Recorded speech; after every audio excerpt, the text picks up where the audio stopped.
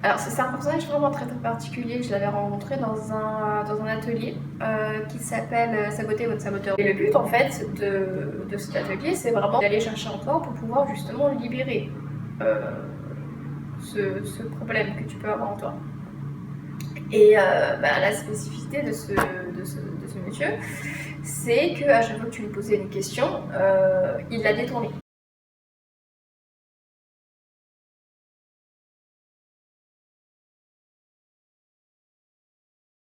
À la fin, on devait symboliquement détruire le masque qui représente le saboteur.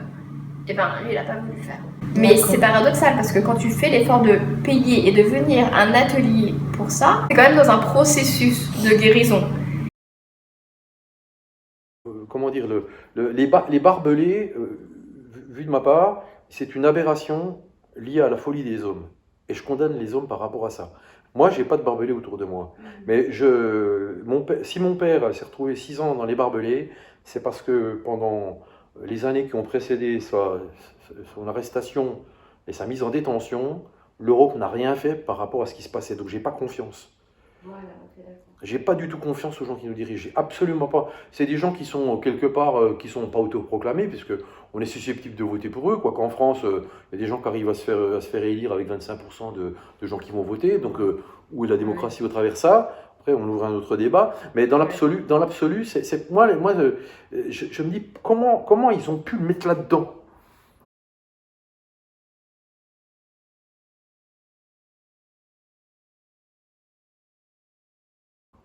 Et c'est plutôt ça. Moi, je me sens pas enfermé. Et c'est pour ça que quelque part, je suis un peu, je vous l'ai dit, je suis pas anarchiste, hein, mais je me dis, bon, Rebelle, enfin rebelle, dans une être rebelle. Ah oui, oui, posture non, non, on me fera pas ça. Moi, si un truc comme ça, moi, je me sauve. Je serais capable de faire, de ne pas subir ça, quoi. Alors que mon père, ah ben, on va se rendre et puis dans 6 mois après, on va se faire arrêter, quoi. On va nous relâcher, vous voyez. Il a eu confiance.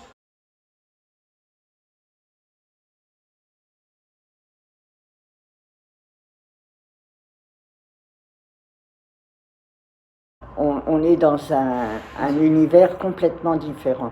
Pour moi, l'internement, l'enfermement, c'est la privation de liberté. Je ne me suis pas rendu compte que je n'étais pas libre. Je n'ai jamais eu le sentiment d'être enfermée. Quand j'avais mes actes de délinquance, j'étais libre. J'avais le sentiment d'être libre dans le combat. Voilà, tiens, vous l'avez trouvé. Libre en combattant.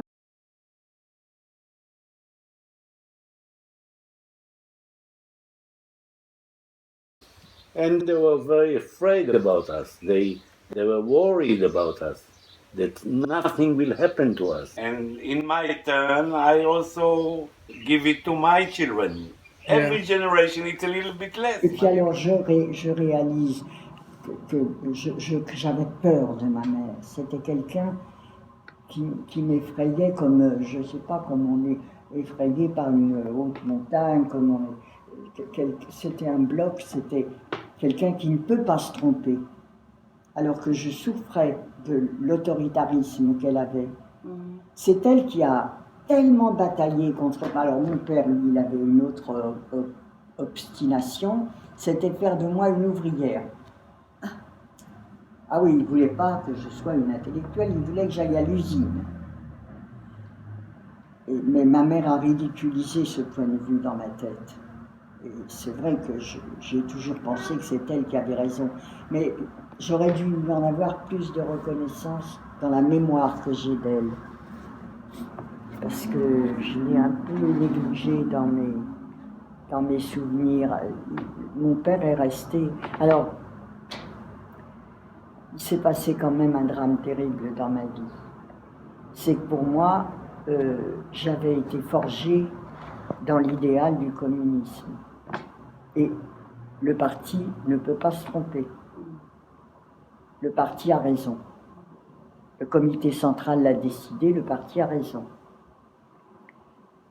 J'ai longtemps, navigué dans cette eau-là. Je suis bien obligée de le dire. Oui, tout à fait. Hein? Oui, mais bien sûr.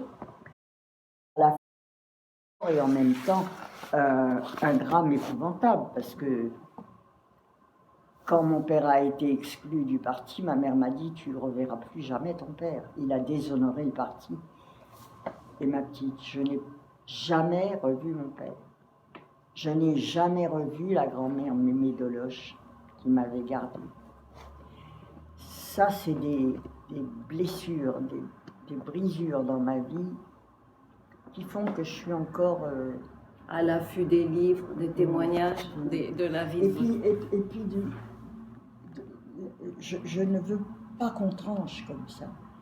On ne peut pas trancher, on ne peut pas se permettre de décider une opinion si on n'a pas entendu autour tout ce qui peut la contrarier ou La contredire, oui.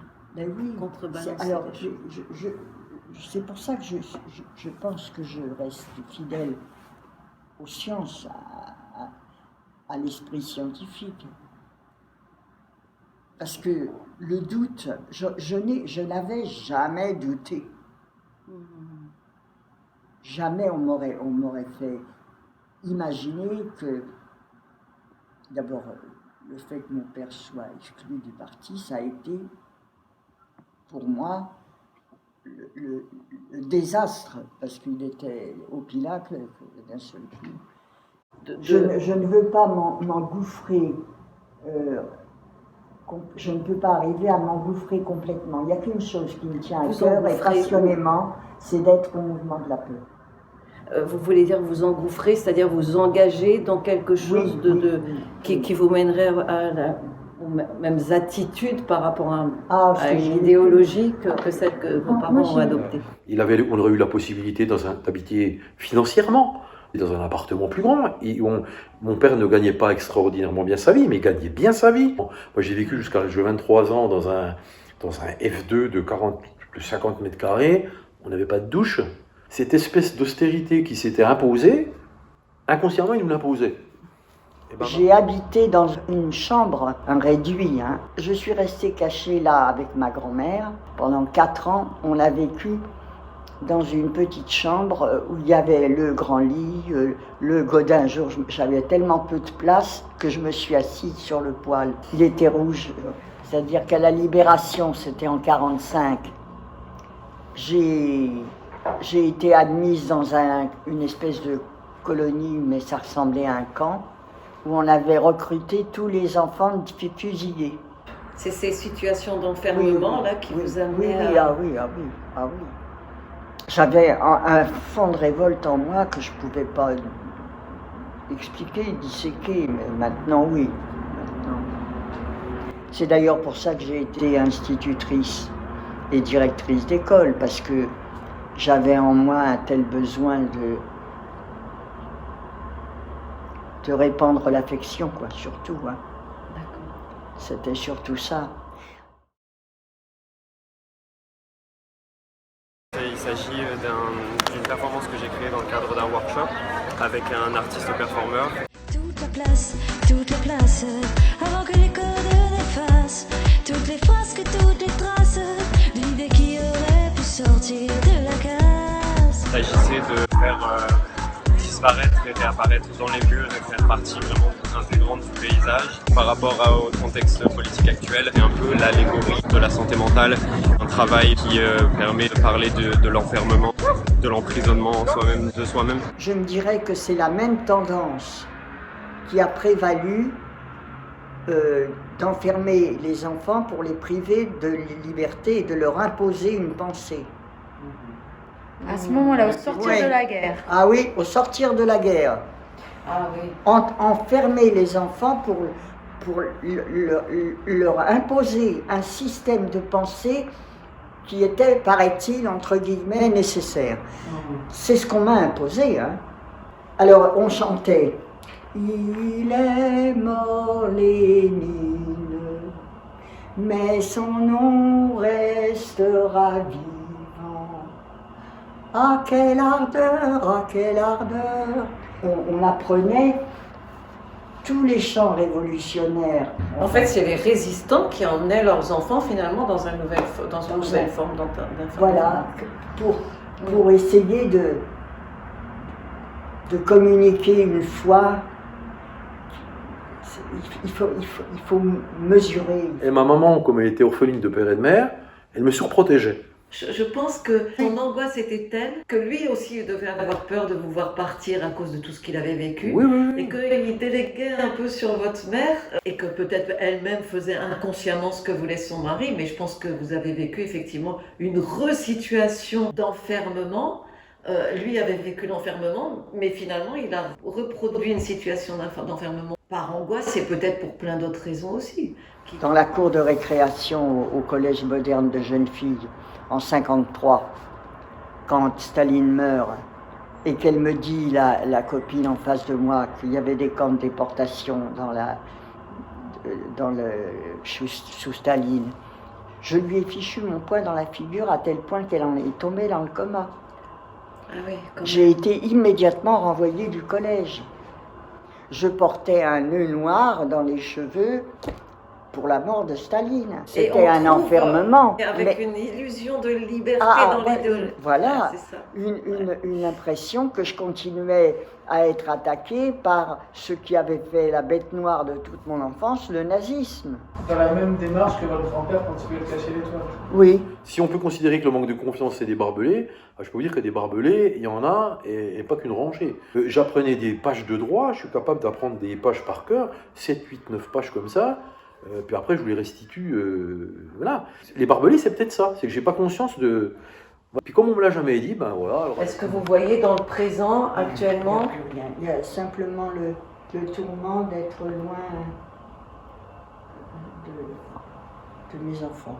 Loin de vos enfants. Ah oui, ça. Mais même de celle qui est là, hein. Je peux pas. Les courses, le ménage, la nourriture. Donc l'enfermement aussi. Oui, je peux pas m'imposer, hein. Je peux pas m'imposer.